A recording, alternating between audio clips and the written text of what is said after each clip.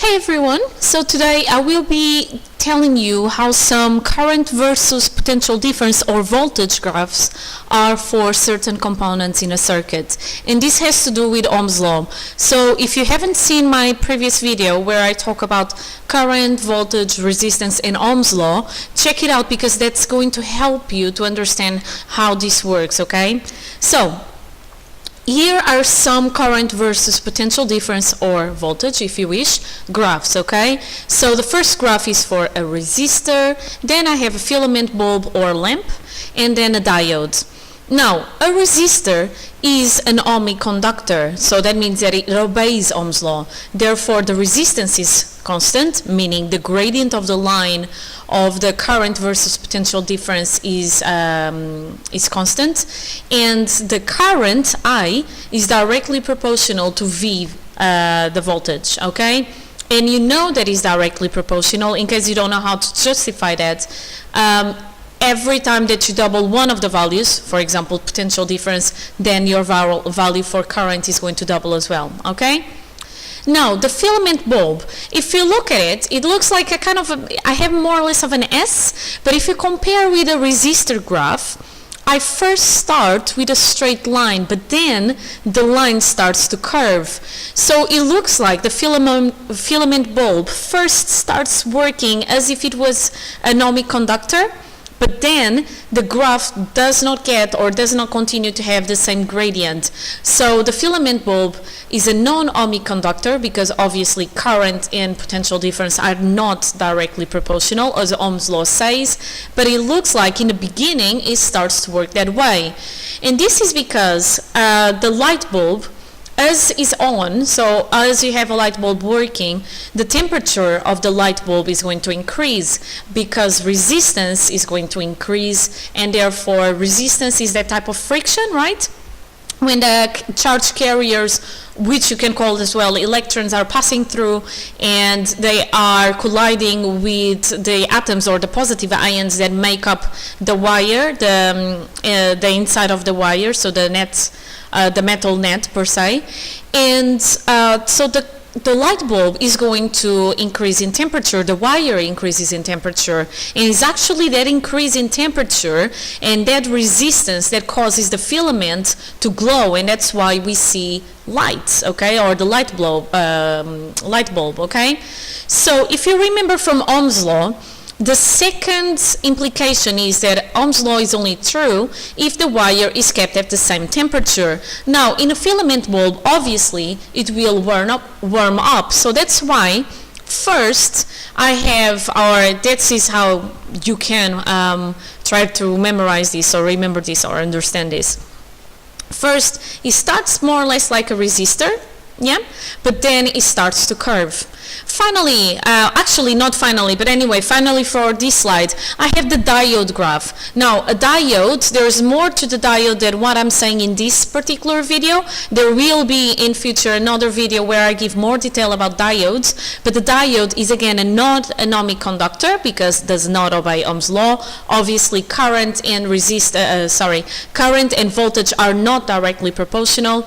And the way that it works for the diode is that the resistance in the reverse direction, so not the direction of the arrow in the symbol of the diode, is much higher than the resistance on the forward direction, so the direction of the arrow. And this means that the current is negligible in the reverse direction. Current is basically zero because resistance is so high, okay? So this is Ohm's law to remind you of the light bulb, why light bulb is not an ohmic conductor, but just in case you do not remember, Ohm's law says that the current through a resistor at a constant temperature is directly proportional to the potential difference across the resistor. I'm going to move on these slides because I already told you about this in a different video. Here it should be, instead of resistance, it should be potential difference. I actually should have remembered before starting this video to change it. It was just, a mistake. Now, explaining the graph. So, the resistor obviously is an ohmic conductor, so the explanation is it obeys Ohm's law. Explaining the filament bulb's graph in more detail. Well, Ohm's law is only obeyed if the temperature is constant. As the filament bulb is on, the temperature of the wire increases, and as the temperature increases, the atoms in the wire, or the positive ions if you want to go into more detail, they vibrate more, okay? So the atoms of the wire in the filament vibrate more, which means that the resistance increases and therefore the current decreases. The reason why resistance increases is as they vibrate, they make that is more difficult for the electrons or the charge carriers to move around or to move through the wire without colliding with the atoms that are inside of the wire, or if you wish to say the positive ions. So because as the resistance increases, then it means that the current is being resisted more, so it's harder for the current to pass through. Again, if you don't understand this relationship between resistance and current, go on my video where I talk about these two. I believe it's something where I have a table and I'm telling you how current, voltage, and resistance all relate to each other, okay?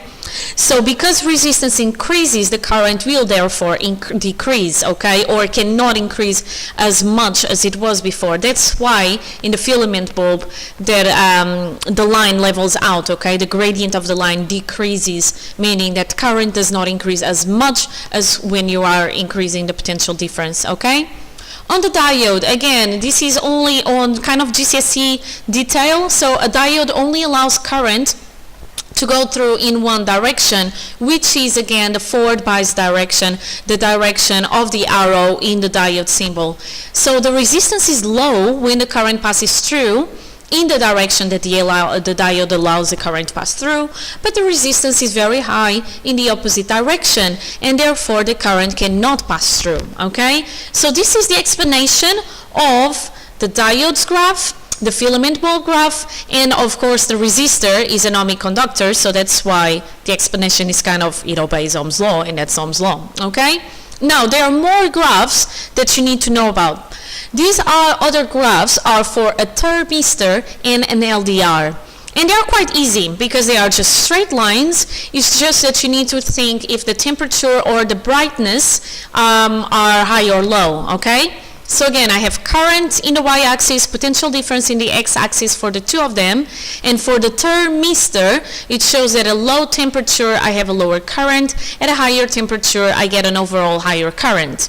Now, a thermistor is a resistor that depends on the temperature. So thermal resistor, okay? So if the temperature is low, then the current is low. That means that for the low temperature, the resistance is high.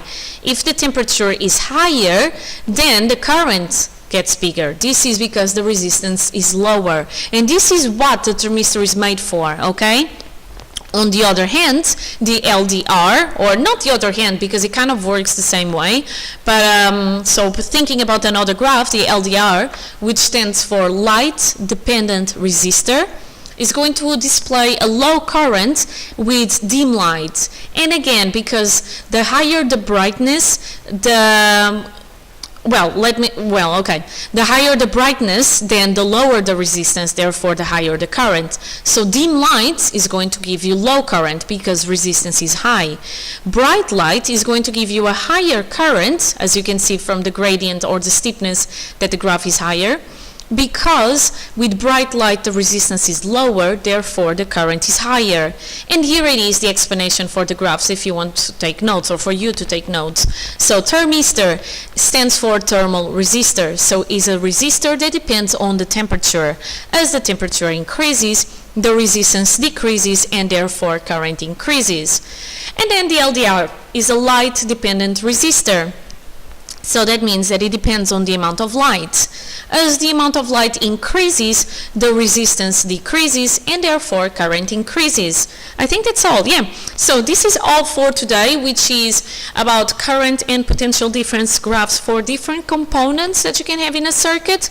So you have how the graphs look like and you have the explanations. If you are learning this because you have an exam coming soon or because you are expected to know as part of your studies, Normally in exams, or at least as I can see from AQA, which is the exam board that my school does, there have been several questions in the past where you are either expected to draw the graph, a sketch of a graph for a certain component, or then you have a certain graph and you need to say which component has that graph and reasons why. So this is something that has come up with some frequency in the past, and you really need to know everything, how the graph looks like, and explaining why the shape of the graph is as it is, okay? Up to my next video, be happy and healthy. Bye!